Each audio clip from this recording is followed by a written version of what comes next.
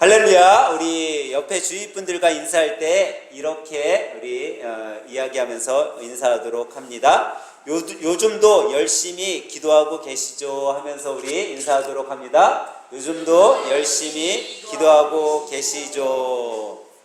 여러분 열심히 기도하고 계십니까? 저는 신앙생활을 하면 할수록 우리가 하루하루 살아갈 때 순간순간 더 기도해야 됨을 삶 속에서 경험하고 느끼며 살아갑니다. 저뿐 아니라 우리 하늘생 가족들 모두가 매 순간순간 어떤 일 또 누구를 만나든지 간에 매 순간순간 기도하는 여러분들이 다 되시길 간절히 부탁드립니다. 그런데 여러분, 우리가 기도를 해야 된다고는 알고 있지만, 여러분 기도할 때 우리가 꼭 기억하고 기도해야 될 것이 있다라는 사실을 여러분 아십니까? 우리가 기도할 때 그냥 막연히 기도하는 것이 아니라 꼭 기억해야 될 것이 있다라는 거예요. 예전에 시골 마을 교회에서 기도를 하는 모임을 갖게 되었대요. 그 이유가 뭐냐면 시골에서 이제 농사를 짓는데 비가 너무 안 오는 거예요. 그래서 교회에 그 동네 사람들이 다 모여서 하나님 앞에 비를 좀 내리게 해달라는 기도를 하자라고 해서 모임을 갖기로 했대요. 그래서 이제 동네 사람들이 교회에 다 모이는데 한 꼬마가 이제 교회에 자기도 기도하려고 나오는데 우비를 입고 우산을 들고 교회에 들어오더라는 거예요. 근데 그날 기도 모임을 하는 날도 여전히 하늘은 맑고 해는 쨍쨍했어요. 근데 이제 어른들이 이 아이가 우비를 입고 우산을 들고 교회에 들어오니까, 야, 하늘이 저렇게 쨍쨍하고 구름 하나 없는데 왜 우비 입고 너 우산을 들고 왔어? 그랬더니 이 어린 주일학교 어린이가 하는 얘기가, 오늘 무슨 기도하기로 했어요? 오늘 하나님 앞에 비 오기로 우리 기도하기로 하지 않았냐? 그랬다는 거예요. 그 이야기를 어린아이 주일학교 어린이의 이야기를 듣고 어른들이 다 눈물을 흘리면서 회개했다는 그런 이야기가 있다라고 그래요. 여러분, 우리가 기도할 때요, 입으로 기도하는 게 기도가 아니라라는 거죠. 기도는 믿음으로 하는 게 기도라라는 거예요. 입으로 기도하기 전에 믿음이 있어야 되고 그 믿음 가운데 행함이 있어야 된다라는 거죠. 어떻게 보면 이 어린이는 오늘 무슨 기도예요? 비 오기를 기도해요. 그것을 하나님이 그 기도에 응답해 주실 거라는 믿음을 갖고 있었어요. 그 믿음 가운데 자기가 기도하러 가니까 어떻게 해요? 준비할 수밖에 없었던 거예요. 행할 수밖에 없었던 거예요. 우비를 입고 우산을 들고 행하는 기도를 한 거죠. 여러분, 우리는요, 제일 먼저 주님 앞에 기도할 때 이 믿음 또 행함의 기도를 해야 됨을 기억하고 기도해야 된다라는 거죠. 여러분, 우리가 6월 호국 보훈의 달을 보내고 있습니다. 저는 6월달 호국 보훈의 달을 이렇게 맞이하면 저도 모르게 보는 것이 있는데, 그게 뭐냐면 우리나라의 역사를 살펴보게 돼요. 제가 우리나라의 역사를 살펴보는 이유 중에 하나는 아마도 6월에 우리나라 역사 가운데 아주 큰 사건이 있었기 때문인지도 모르죠. 수많은 사람들이 나라의 자유를 위해 또 전쟁 종교를 위해 자기 목숨을 헌신하고 또 지켰기에 아마도 우리가 이렇게 평화롭고 자유롭게 살아가는지도 모릅니다. 특별히 6.25 이제 다음 주가 6.25 우리가 기념주일로 보내는데, 작년 같은 경우는 우리가 반올림 6.25 기념이라고 해서 큰 행사를 했습니다. 또 올해는 그 수군국 선열들의 여러분들의 희생을 우리가 특별히 초점을 두고 기리면서 우리가 6.25를 준비한다라고 그럽니다. 근데 6.25뿐만 아니라 이런 전쟁 그런 뿐만 아니라 전쟁이 꼭 일어나지 않는다 할지라도 우리나라 지금 아직 우리나라는 전쟁은 없잖아요. 그런데도 참 신기하게 요즘 정세를 보면은, 아니면 요즘 사회를 보면 경쟁과 분열 속에 참 불안한 하루하루를 보내는 걸지도 몰라요. 비록 우리나라에서는 전쟁이 일어나고 있지 않지만 중동의 전쟁, 또 곳곳에서 일어나는 여러 가지 분열과 전쟁 속에 그런 것들로 인해 우리나라에까지 경제적 영향을 받기도 하고, 또 그런 일들로 인해 에너지 시장의 불안이나 또 강대국들의 경쟁 속에 작은 나라들이 어려움을 당하는 것들을 우리가 보고 있습니다. 아마도 우리나라가 요즘 들어서 경제가 어려운 이유 중에 하나는 또 미국과 이란의 전쟁의 여파가 우리나라까지 오는 줄도 모릅니다. 그런데 이런 상황 속에서 꼭 전쟁으로 인해 경제의 어려움으로 인해 힘든 것뿐만 아니라 우리나라 요즘에는 어때요? 또 정치적으로도 많은 혼란을 가져오고 있습니다. 정치 상황도 평온치가 않아요. 근데 이럴 때에 과연 우리가 그리스도인으로서 살아가는 여러분과 저는 어떤 삶을 살아가야 되냐라는 거죠. 이런 어려움 속에 있다고 하지만, 이런 불안 속에 있다고 하지만 과연 여러분과 저는 어떤 삶을 살아가야 되냐라는 거죠. 특별히 오늘 본문은요, 여러분과 제가 이런 현실 속에 어떻게 살아가야 될지를 말씀해 주고 있습니다. 첫 번째로 우리는요, 이럴 때일수록 어떻게 살아가야 되냐면 나라와 민족 그리고 우리 이웃들을 위해 기도해야 된다라는 거예요. 오늘 본문 디모데전서 1장 1절은요, 이렇게 디모데전서 2장 1절은 이렇게 우리들에게 말씀하고 있어요. 그러므로 내가 첫째로 권하노니 모든 사람을 위하여 간구와 기도와 도구와 감사를 하되라고 말씀하고 있어요. 이 말씀은 우리 믿음의 성도들이 우선적으로 해야 될 것이 무엇인지를 이야기해 주고 있어요. 우선적으로 여러분과 제가 내 주위의 모든 사람들을 위해 기도하라 라고 말씀하고 있어요. 여러분 혹시 사회생활 속에 누군가를 만나고 어떤 일에 부닥쳤을 때 여러분들이 가장 먼저 하는 것이 뭐라고 생각됐어요? 우리 믿음의 성도들은요, 다른 것이 아닌 먼저 기도를 해야 된다라는 거예요. 근데 우리는 어떤 사람을 처음 만나면 뭘 보죠? 제일 먼저 뭘 봐요? 외모를 보게 돼요. 그 사람의 외모가 어떤지, 옷차림이 어떤지, 학식은 어떻고, 어떤 직장을 다니고 어떤 사업을 하는지, 먼저 외적인 것들을 먼저 본다라는 거예요. 또 어떤 일을 볼 때도 그 일이 되어지기까지의 과정을 보기보다는 뭘 봐요? 결과를 본다라는 거예요. 과정은 별로 중요치 않아요. 뭔가 수익만 많이 내면, 뭔가 돈만 많이 벌면 그것이 잘된 것으로 생각한다라는 거죠. 근데 하나님께서는 여러분과 저와는 전혀 다른 것들을 우리들에게 이야기해 주고 있어요. 사무엘상 16장에 보면은 우리가 잘 알듯이 사무엘이 이새의 아들들 중에 한 사람을 왕으로 기름 붓기 위해 찾아가게 돼요. 이새의 아들들, 첫째 아들 용모도 좋고 너무나 잘생겼어요. 누구나 봐도 왕감이야. 그렇지만 하나님은 첫째 아들을 왕으로 세우지 않았어요. 둘째 아들이 들어와요. 너무나 잘생겼어. 야, 왕으로 충분하겠구나. 이 정도는 돼야지. 근데 역시 그렇지 않았어요.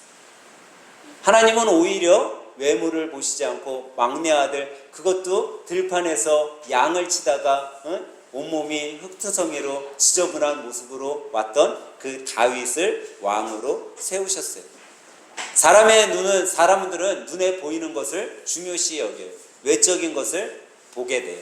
근데 하나님께서는 외적인 것이 아닌 그의 중심을 보셨다라는 거죠. 여러분, 우리도 똑같다라는 거예요.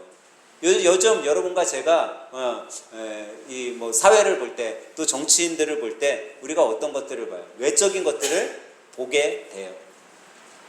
사회적으로도 경제가 좋고 서민들이 잘 사는 것들을 보면 야, 정치 잘한다.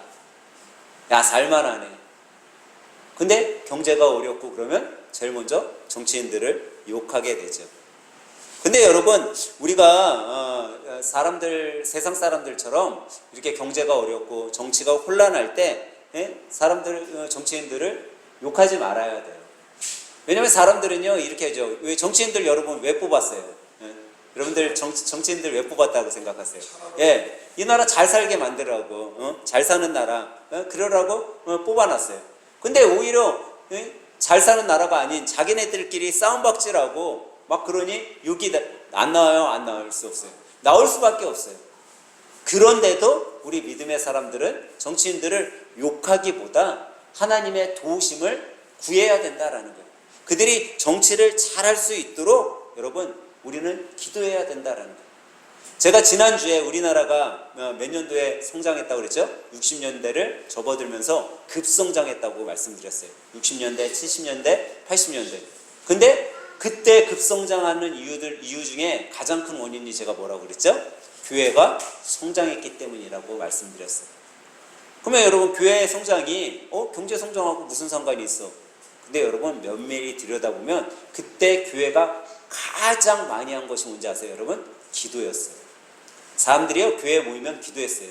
여러분 60년대, 70년대, 80년대 가면서 한국 교회에서 가장 많이 했었던 것이 뭔지 아세요? 부흥회였어요. 부흥사경회. 근데 이 부흥사경회 할 때 제일 먼저 뭐 했는지 아세요? 여러분 모이면 여러분 뭐 찬송가? 이거보다 기도했어 사람들이. 교회에 와서 부흥회가 시작되기 전에 사람들이 뭐하고 있냐면 다 앉아서 기도했어요. 막 소리 높여 기도하고 눈물을 흘리면서 기도하고, 그리고 부흥강사님이 설교하기 전에 손 들고선 주여 삼창 외치고 기도하라고 시키고, 막 말씀 전하다가도 말고 기도하자고 하고 기도하고, 말씀 끝나면 또 손 들고 기도하고, 축도까지 다 끝나고 났는데도 사람들이 1시간, 2시간 앉아서 기도했어요.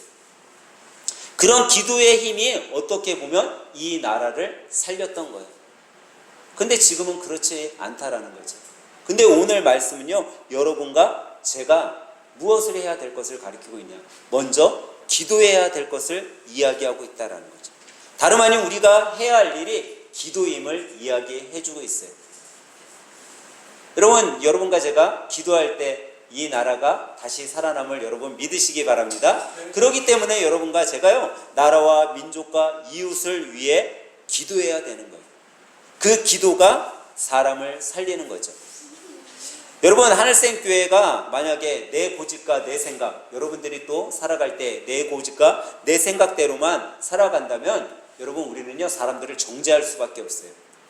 내 마음에 드는 사람은요 단 한 사람도 없어요. 내가 그토록 사랑해서 결혼한 내 아내와 내 남편, 여러분 100% 마음에 드세요? 마음에 드세요? 다 표정을 보니까 전혀 마음에 안 드는 것 같아요. 100% 마음에 드는 사람은 없어요, 여러분. 왜? 때로는 마음에 안 들을 때 있어요. 다 마음에 드는 것 같아 보이는데, 예를 하나 들면 요즘에는 맞벌이 많이 하시잖아요. 남편과 아내가 맞벌이를 해요. 근데 어느 날 남편이 연차야. 그래서 집에서 쉬어. 근데 아내는 연차가 아니었어요. 열심히 일을 하고 집에 딱 들어왔어요. 집에 왔는데 집이 어때요? 난장판이야. 청소도 하나도 안 돼 있고, 싱크대에 갔더니 설거지가 막 산더미처럼 쌓여 있고, 하루 종일 남편이 뭐 했어요? 소파에 앉아갖고 텔레비나 누르고 있고 아무것도 안 했어요. 둘 다 맞벌이를 하는데, 여러분 그럼 화가 날까요, 안 날까요? 아이고 역시 우리 남편 쉴 줄 아는구나. 연차 때는 저렇게 살아야 돼. 저러면서 살아야지. 이렇게 생각하는 아내 없을 거예요.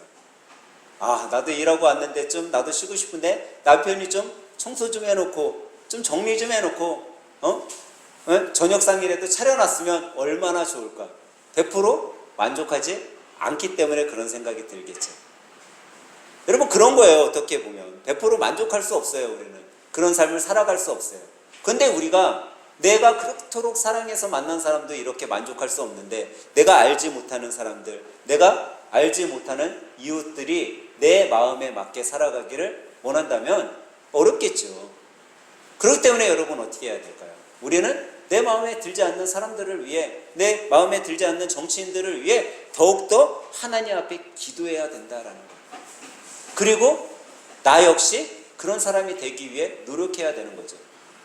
종종 제가 여러분 나라와 민족을 위해 기도해야 됩니다. 여러분의 기도가 이 나라를 바꿀 수 있습니다. 살릴 수 있습니다. 여러분 그런 영향력 있는 사람들이 돼야 됩니다. 라고 설교할 때 어떤 분들은 이렇게 이야기할 수 있어요. 목사님, 저는요 어떤 뉴스에 나올 만한 그런 능력도 없고 이슈를 일으킬 만한 그런 재능도 학식도 없는데 제가 어떻게 나라를 위해 큰일을 할 수 있어요? 라고 이야기하시는 분들이 있어요.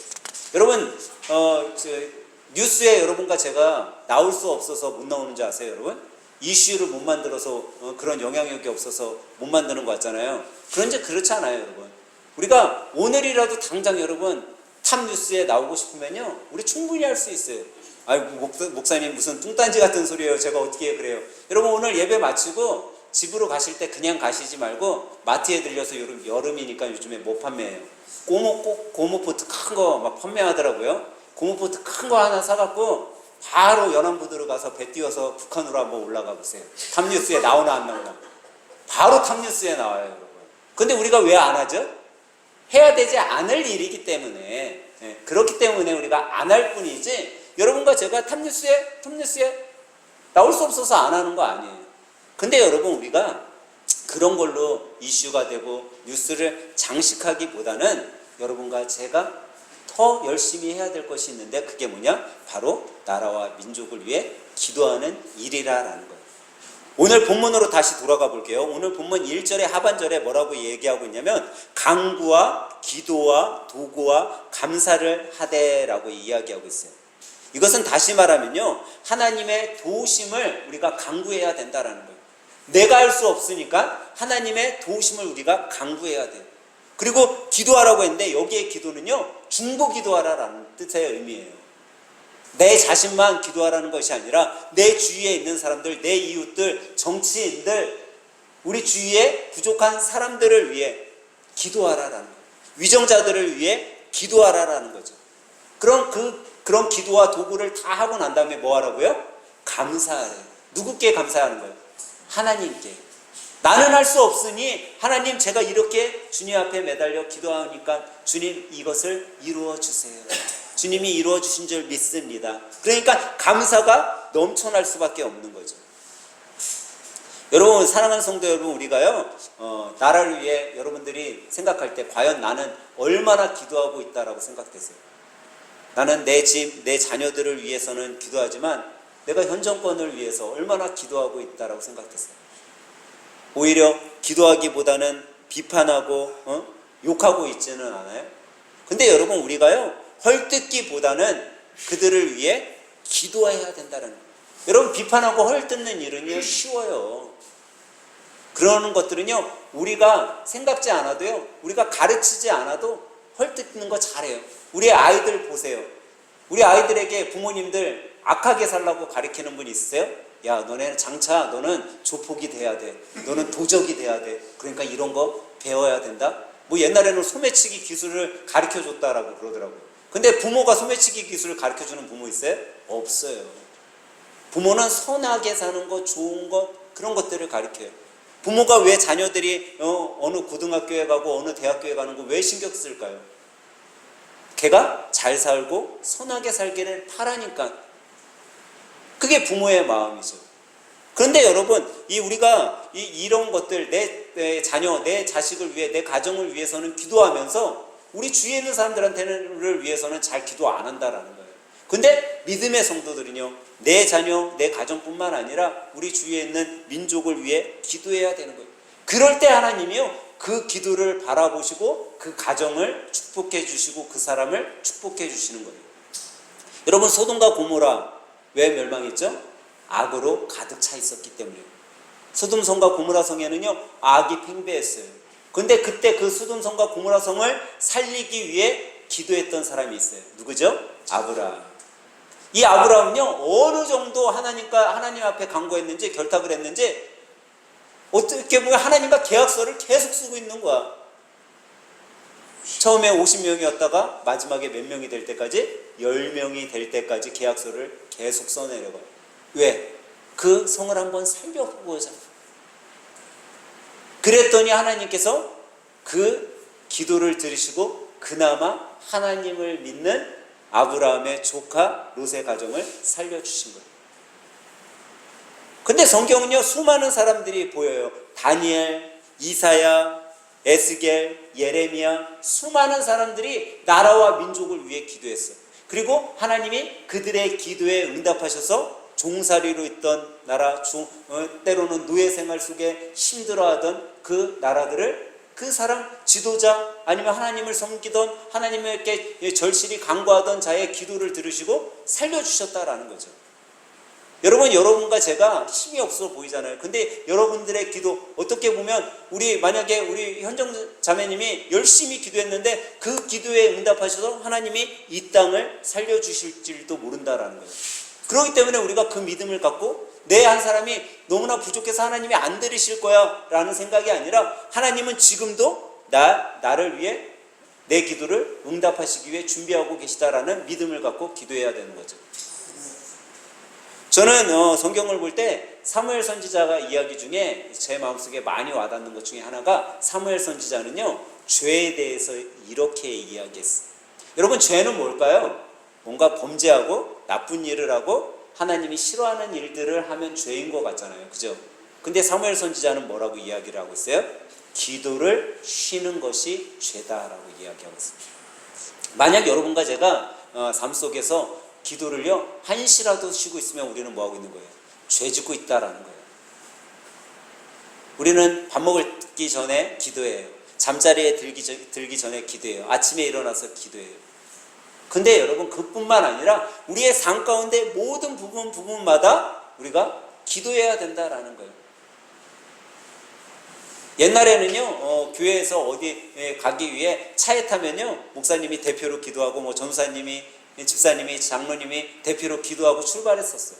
근데 지금은 그런 모습 잘 안 보여요. 저 역시도 어디에 먼데 이렇게 갈 때 잘 기도 안 하고 출발할 때가 되게 많아요. 근데 여러분과 저는요, 무슨 일을 하든지 속으로라도 기도해야 돼요. 하나님, 제가 이제 어디를 가려고 합니다. 하나님, 제가 이번에 이런 일들을 받게 돼서 이 일을 진행하려고 합니다. 하나님, 제가 이 일들을 계획하려고 합니다. 주님, 지혜를 주세요. 안전하게 지켜주세요. 동행해 주세요. 우리가 삶 속에 순간순간 하나님 앞에 기도해야 된다는 거예요. 그럴 때 우리가 죄를 안 짓는다라는 거죠. 여러분, 왜 기도를 쉬는 것이 죄라고 할까요? 기도하는 자는요, 범죄치 않기 때문이에요. 기도하는 자는 하나님께서 그에게 지혜를 주기 때문이죠. 그래서 여러분과 제가 기도해야 된다는 거예요. 특별히 이 6월 호국 본의 달을 맞아서는 나라와 민족, 또 우리 주위에 있는 이웃들을 위해 기도하는 여러분들이 되시길 간절히 축원합니다. 두 번째로 여러분과 제가 어떤 기도를 하며 살아가야 되냐면요, 우리는요, 특별히 대통령과 정치인들, 위정자들을 위해 기도해야 된다라는 거예요.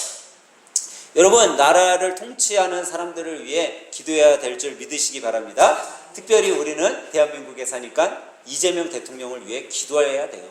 여러분, 이재명 대통령이 내 마음에 들든 안 들든, 내가 미는 당이든 그 당이 아니라 할지라도 여러분, 우리는 기도해야 돼요. 제가 현장에서 이렇게 사람들을 만나다 보면요, 현장에서 일하는 사람들이 참 무시하는 경향이 많아요. 왜 이렇게 무시를 하나 그랬더니, 보통 현장에서 일하는 분들이 못 배운 분들이 많아요. 그리고 어떤 기술 하나 갖고선 살아가는 분들이 많아요. 근데 이 현장에 있는 이분들이요, 식사 때 이렇게 식당에서 이야기하는 거 보면요, 아주 정치에요, 얼마나 관심이 많은지 몰라요. 저는 때론 내가 지금 회사 식당에서 밥을 먹고 있는 건지, 국회의사당 식당에서 밥을 먹고 있는지 헷갈릴 정도로 저보다 더 정치인들 이름들도 많이 알고 있고, 당의 추진사항 너무나도 잘 알고 있어요. 근데 이분들이요, 정치인들 이야기할 때마다 누구누구 이름 뒤에 붙는 게 있어요. 뭐가 붙는지 아세요, 여러분? 새끼나 니은이 따라 붙어 항상. 여자 국회의원 얘기하면 니은. 남자 국회의원 얘기하면 어떤 놈의 새끼. 근데 여러분, 우리가 누군가를 욕하고 그러는 것들은 정말 쉽게 할 수 있죠. 근데 우리 믿음의 성도들은요, 그렇지 말아야 돼요. 설사 내 마음에 안 들어도요, 그 정치인들을 위해 기도해야 돼요.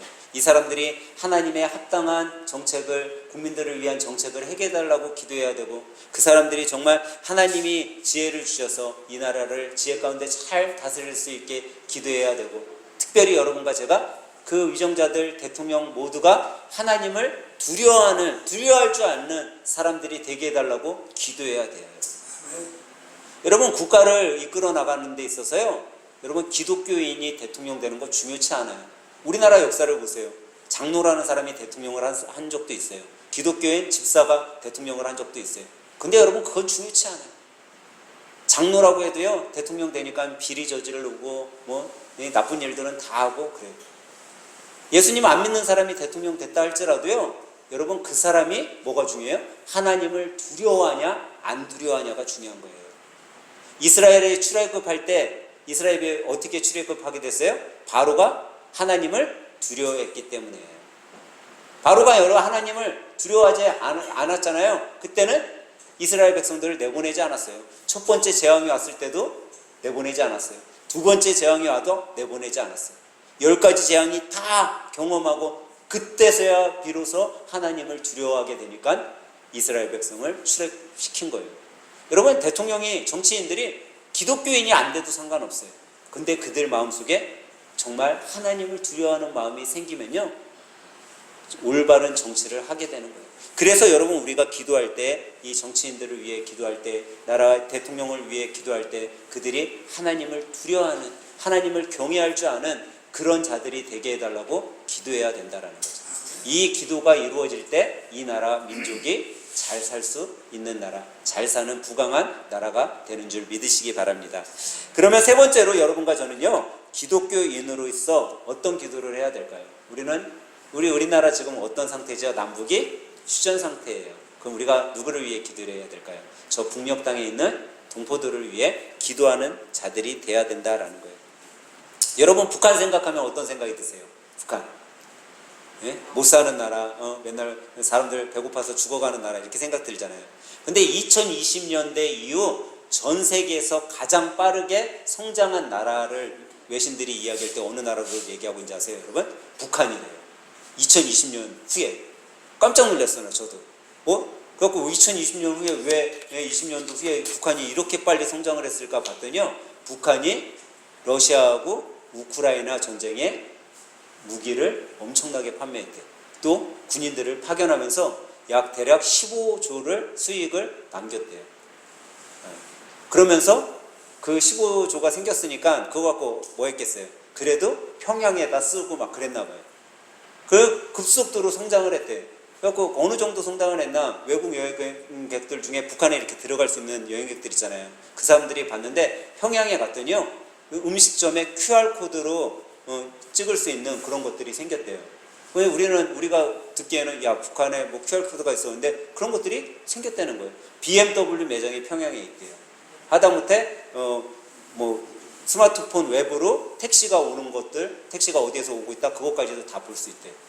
그럼 우리가 생각하는 북한하고 다르잖아요. 근데 지금 평양이 그렇게 바뀌고 있다라고 이야기를 하더라고요. 근데 여러분, 뭐 15조 원의 수익을 남겼다라고 했는데 북한의 GDP가요 26조예요. 26조인데 15조니까 엄청나잖아요. 뭐 우리나라하고는 비교도 안 되지만 우리나라는 보통 한 1년 GDP가 거의 2,600조인가 그래요. 그러니까 뭐 비교는 안 될 정도에, 하지만 그 정도로 북한이 급속도로 이 우크라이나 전쟁 한 번에 성장하고 있다라는 거예요. 근데 여러분, 아무리 경제가 부강해도 구원받을 수 있어요, 없어요? 구원받을 수 없어요.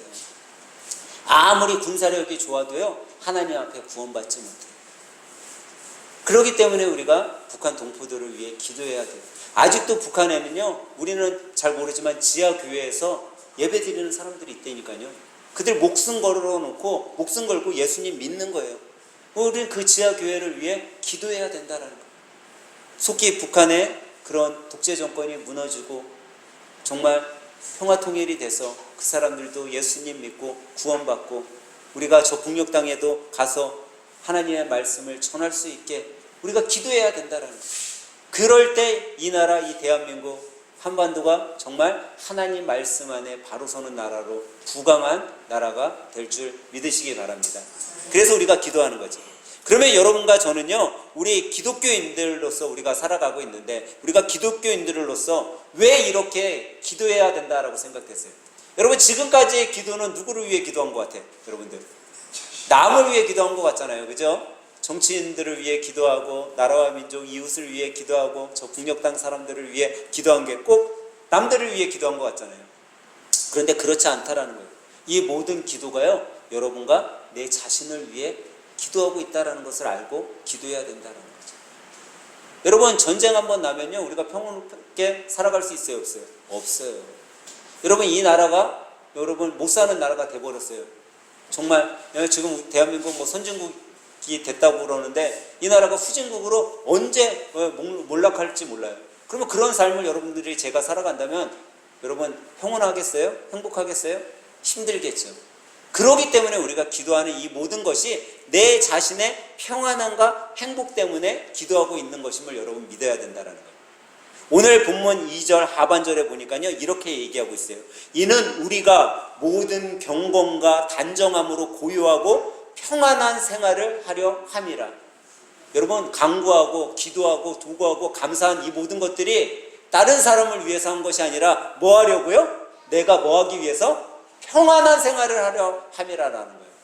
여러분들이 누군가를 위해 중보 기도하는 것, 그 사람을 위해서 기도하는 것이긴 하지만 최종 목적지는 어디예요? 나의 평안함을 위해 기도한 거다라는 거예요. 나를 위해 기도했다라는 거죠. 여러분, 그렇다면 여러분들 얼마나 기도할 것 같아요? 나라와 민족을 위해 기도 안 하시겠어요? 내 평안함을 위해서인데? 내 이웃을 위해 기도 안 하겠어요? 내 평안함을 위해서인데? 내 가족들의 평안함, 우리 자녀들의 평안함을 위해서 기도하는 건데 기도하게 될 거예요. 그래서 우리가 기도해야 된다라는 거죠. 사랑하는 성도 여러분, 잠시 잠깐 한 번만 기도하는 것이 아니라 우리가 어떤 시간을 정해놓고 기도하는 것이 아니라 우리는요, 쉬지 않고 기도해야 돼요. 쉬지 않고 기도할 때 하나님께서 역사하시는 거죠. 어떤 분들이 저한테 종종 이렇게 이야기하시는 분들이 있어요. 제가 열심히 기도하세요. 하나님 응답하십니다. 그랬더니 목사님, 그럼 기도하면 하나님이 다 응답해 주세요? 저는 대답은 뭐예요? 예, 다 응답해 주세요. 종종 목사님들이 예화 드는 것 중에 이런 예화를 들어요. 어떤 어머니가 자식을 위해 30년 동안 기도를 하셨어요. 아들이 학창시절 때는 교회를 열심히 다녔어. 근데 이제 청년이 되고 난 다음에 교회에서 상처를 받고 교회를 떠났어요. 떠나면서 한 얘기가, 나는 이제는 다시 예수 안 믿어. 교회 발도 안 들일 거야. 하고 교회를 떠났어요. 근데 엄마가 30년 동안 계속 기도를 하는 거야. 하나님, 우리 이 아들 땡땡이 다시 예수 믿게 해주세요. 근데 30년 동안 기도하다 응답받지 못하고 어머니가 어땠어요? 돌아가셨어. 응답이 안 왔죠. 그런데 아들이 이제 어머니 장례 마치고 유품을 정리하다 보니까 엄마 성경이 있는 거예요. 성경에 봤더니 메모지가 꽂혀져 있는 거예요. 그 메모지를 이게 뭐지 하고선 꺼내서 봤더니 자기 이름을 쓰고선, 하나님, 우리 땡땡이 예수 좀 믿게 해주세요. 하나님, 우리 땡땡이 다시 주님 품으로 돌아올 수 있게 해주세요. 라는 그 메모 쪽지가 곳곳에 꽂혀져 있는 거예요. 그때 비로소 집에 갔는데 가슴 한편이 먹먹하더라는 거야, 이 아들이. 엄마가 나를 위해 이렇게 오랫동안 기도했는데 다시 교회로 가볼까? 선뜻 발이 교회에 떨어지지 않았어. 그렇게 몇 달이 지났는데 어느 날 문득 다시 그 어머니의 성경책이 자기 눈앞에 주일날 아침에 들어온 거예요. 나도 모르게 어머니의 성경책을 들고 자기 집 옆에 있는 교회에 나가게 됐어요. 그러고 난 다음에 다시 신앙생활을 하게 되었죠. 여러분, 기도는요, 내가 살아있을 때 응답된다고 그것이 기도가 되는 것이 아니에요. 여러분과 제가 죽어서도 무덤 끝까지 가서라도 여러분, 기도는 응답될 줄 믿으시기 바랍니다. 왜냐면요, 나는 죽어서 끝인지 모르지만 우리 하나님은 영원히 살아서 계시기 때문에 내 시간에는 내 인생의 시간으로 끝난 것 같지만, 내 인생의 시간에 맞춰지지 않은 것 같지만, 하나님의 때는요, 그때가 돼야지 하나님이 응답하신다라는 거예요. 제가 종종 우스운 예화로 그런 얘기 하잖아요. 하나님 저에게 100만 달러만 주면은 제가 정말 열심히 예수님 믿겠습니다. 하나님 100만 달러만 저에게 좀 주세요 하고 열심히 기도했더니 옆에 앉아있던 사람이 갑자기 1000만 달러를 주면서 이거 갖고 쓰라고 기도했는데 기도 응답이 딱 왔어요.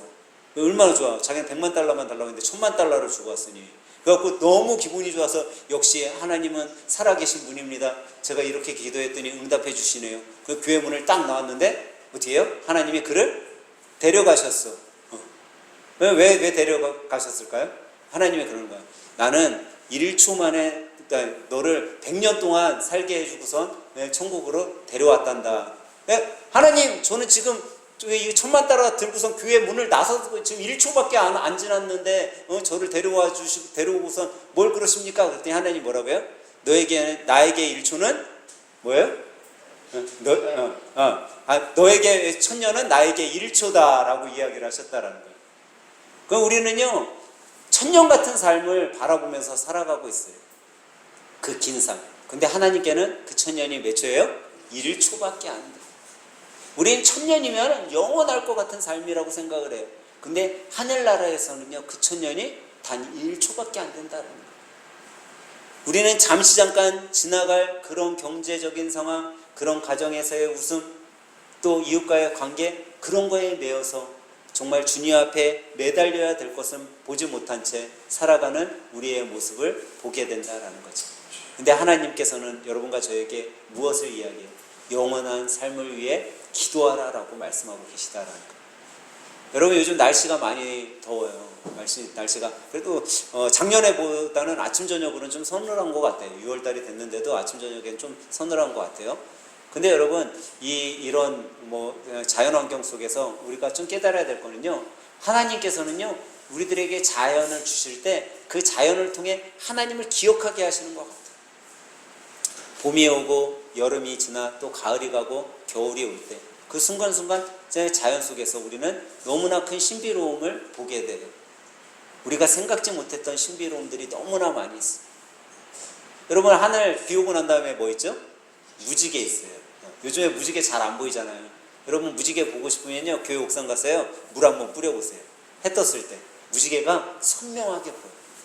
아무것도 없는 것 같은데 물 한번 뿌리니까 숨겨져 있던 무지개가 보이더라고요. 여러분, 우리의 삶은 그런 것 같아요. 우리의 눈으로는 다 숨겨져 있는 것 같지만 하나님의 눈으로는요 다 준비되어 있는 것들이에요. 그것을 우리가 비로소 볼 수 있게 되는 것이 뭐냐? 주님 앞에 기도하는 그 기도의 능력임을 믿으시기 바랍니다. 그래서 여러분들, 이번 한 주 살아갈 때 우리가 세상 속에서는 사람들에 의해서, 내 아내, 남편의, 내 자식들에 의해서도 실망할 수 있지만 여러분과 저를 단 한 번도 실망시키신 적 없던 그 하나님께 기도함으로써 이번 한 주 또 6월 한 달간 삶을 주님 앞에 감사로 올려드리고 승리하는 삶을 살아가는 믿음의 하늘생 가족 여러분 모두가 되시길 주님의 이름으로 간절히 축원합니다.